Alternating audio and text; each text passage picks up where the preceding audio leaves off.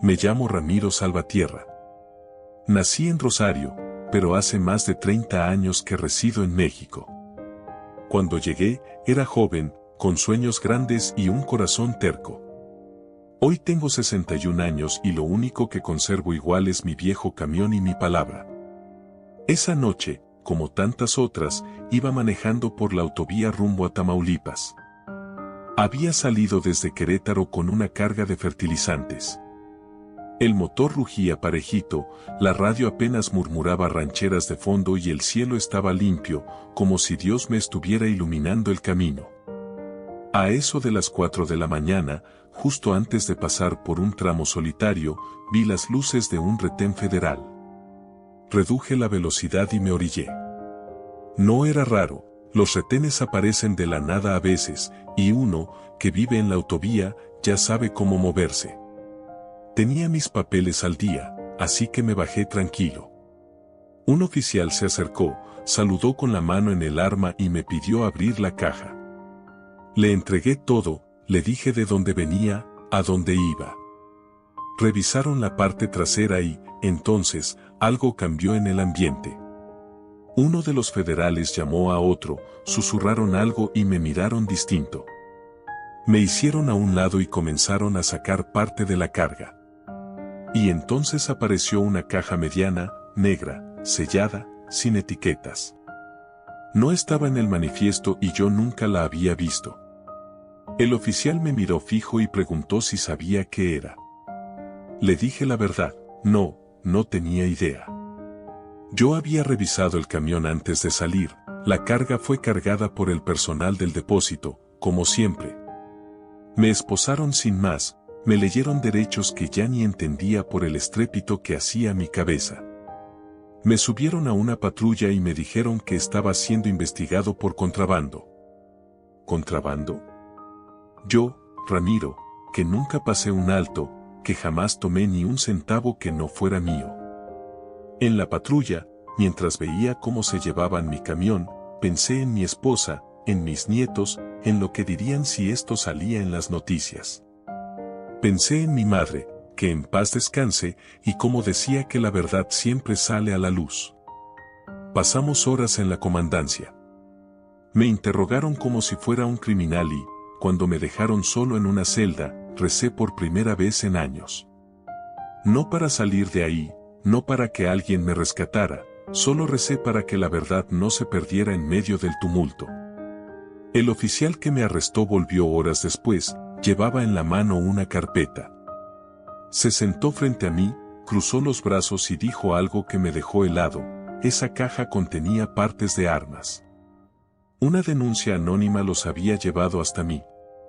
Yo le repetí que era inocente, que alguien debía haberla puesto sin que yo supiera, pero él no parecía convencido. Hasta que algo cambió. Miró de nuevo la carpeta, levantó la vista y dijo que había algo que no cerraba. Y fue entonces cuando me contó algo que me hizo respirar un poco diferente, algo que abría una nueva puerta, aunque fuera chiquita. Me dijo que no era la primera vez que alguien denunciaba cargas anónimas en esa zona y que, justo esa noche, una cámara de seguridad en una gasolinera había captado algo, una sombra, un hombre. Alguien que se acercó a mi camión mientras yo dormía en el asiento con el motor apagado. No se veía bien quién era, pero ahí estaba. Alguien abrió la puerta trasera y después desapareció. Me miró serio. ¿Tiene enemigos, Salvatierra? Le dije que no, pero en mi mente algo comenzó a hacer estruendo, una cara, un nombre, alguien que pensé que había quedado en el pasado. Y ahí, en esa celda fría, entendí que no era casualidad. Alguien me había armado una trampa. Y si yo no probaba mi inocencia, mi vida entera iba a quedar enterrada bajo esa caja. No pude dormir esa noche. Cada minuto que pasaba en la celda era como una picadura que no podía rascarme. El oficial que me interrogó, el mismo que me miró con desconfianza al principio, ahora parecía más pensativo. Su nombre era Teniente Barrera. A la mañana siguiente, volvió a hablar conmigo, me trajo un café y se sentó sin decir palabra por un rato. Luego me dijo que habían solicitado las grabaciones completas de la gasolinera donde hice mi última parada. Iban a revisar las horas en que estuve dormido dentro del camión. Yo asentí en silencio, no había mucho más que pudiera hacer. Estaba atrapado en una quimera que no había empezado yo. Me sentía viejo, cansado, sucio. Pero dentro de mí había algo que no se apagaba, la certeza de que, si Dios me había puesto en esa prueba, no era para dejarme solo en la mitad del camino. Horas después, un joven oficial me llamó para salir de la celda. Me llevaron a una sala con una pantalla. Ahí estaba el teniente Barrera, junto a otros 2 agentes. En la pantalla se veía mi camión estacionado en la gasolinera. Yo estaba dormido, reclinado en el asiento. La hora, 2:17 de la madrugada. Y entonces apareció una figura encapuchada. Se acercó por la parte trasera, caminaba despacio, con pasos calculados. Se detuvo, miró alrededor y, en cuestión de segundos, abrió la puerta trasera con una llave o herramienta. No se veía el rostro, pero el cuerpo, el modo de caminar, algo me resultaba familiar. El teniente pausó el video y me miró. ¿Reconoce algo?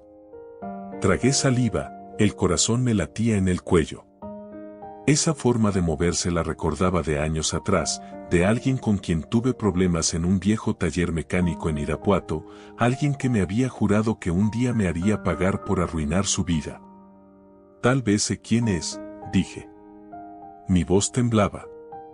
Conté todo, que hace 5 años, un tal Tiburcio González me había querido vender autopartes robadas, que yo lo rechacé y denuncié anónimamente, que después me amenazó.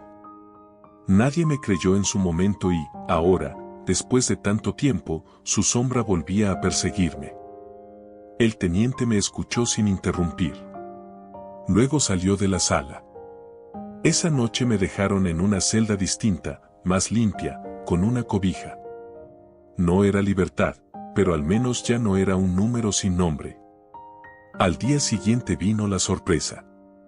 El teniente Barrera regresó. Esta vez no vino solo. Lo acompañaba un hombre de barba gris, alto, con uniforme de civil.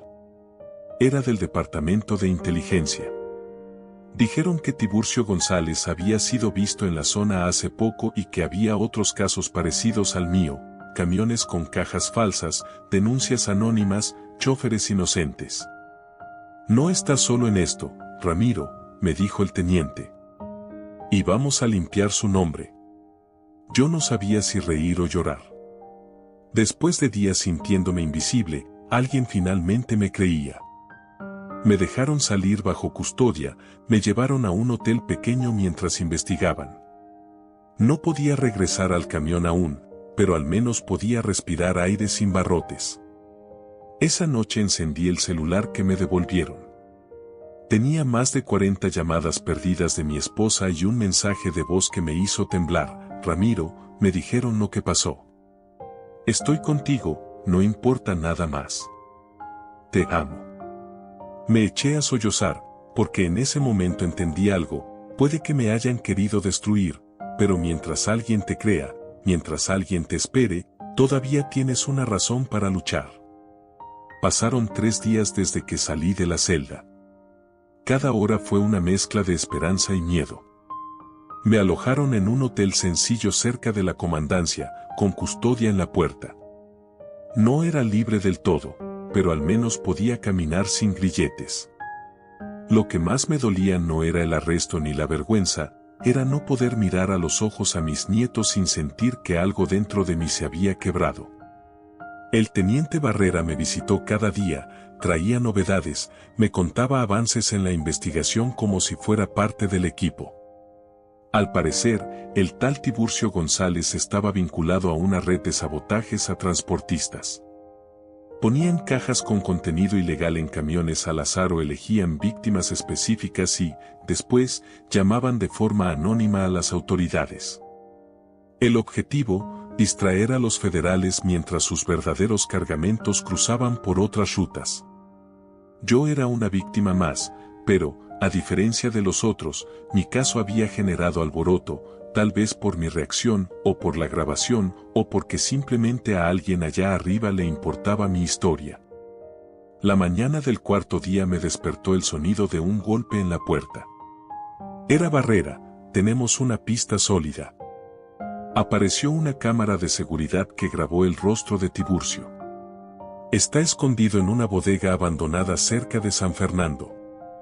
Vamos para allá. ¿Voy con ustedes?, pregunté. No deberías, pero tal vez quieras recuperar lo que es tuyo.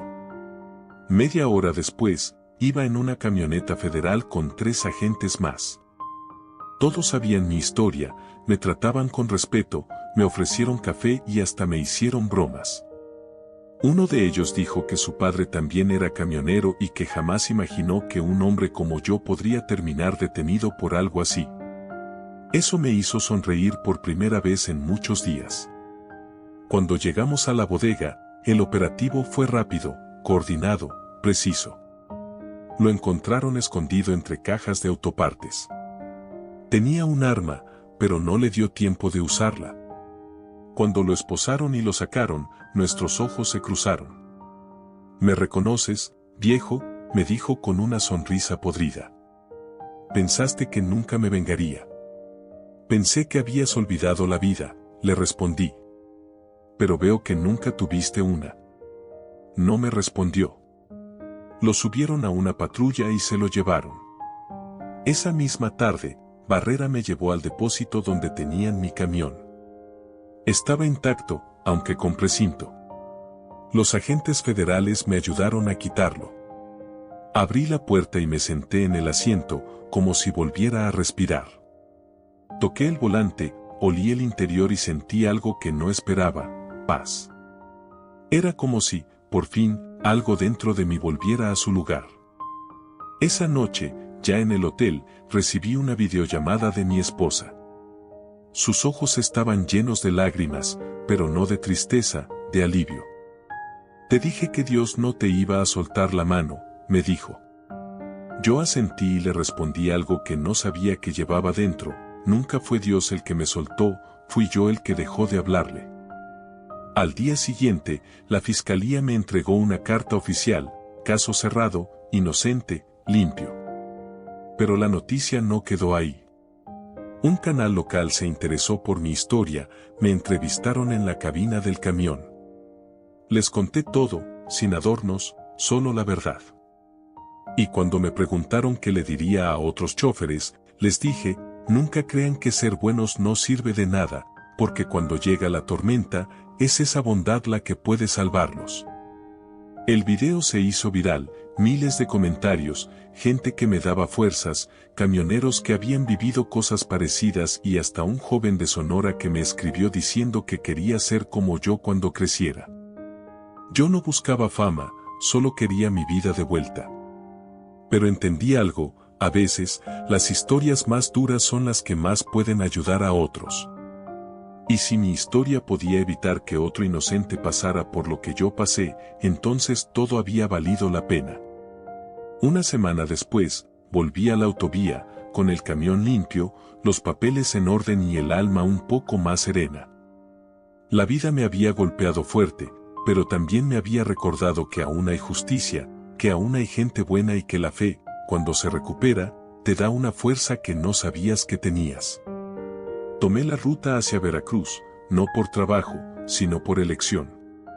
Quería ver el mar, respirar un aire distinto, dejar que el viento me quitara el último polvo de aquellos días oscuros.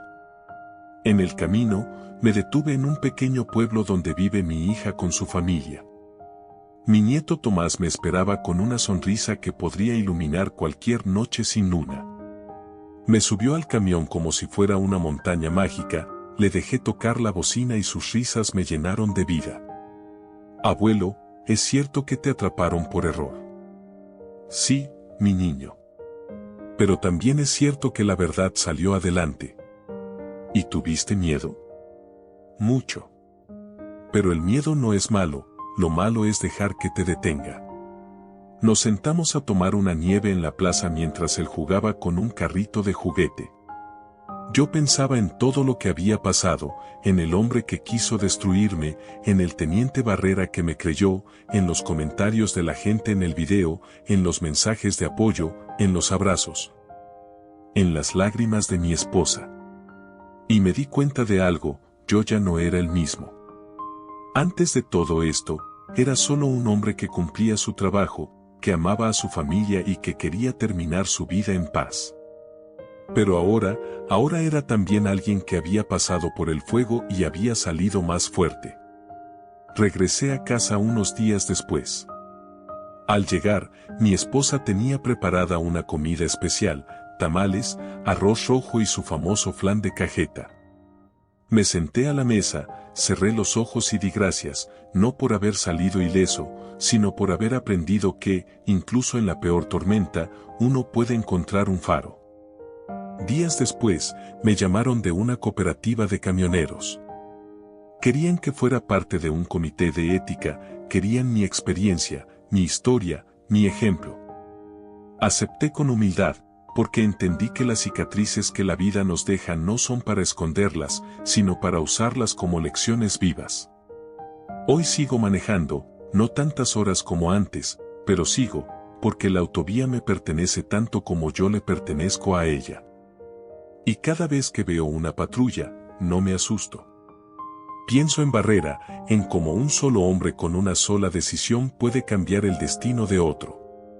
Y cuando paso por esa gasolinera donde todo comenzó, toco el rosario que cuelga del retrovisor y susurro, gracias, Señor, no por salvarme, sino por no dejarme solo cuando más lo necesitaba. Porque la verdad es esa, nunca estuve solo, solo había olvidado que Él siempre va en el asiento del copiloto. ¿Y tú? ¿Alguna vez sentiste que el mundo entero estaba en tu contra, pero una pequeña luz te mostró el camino? Cuéntamelo en los comentarios, quiero leerte.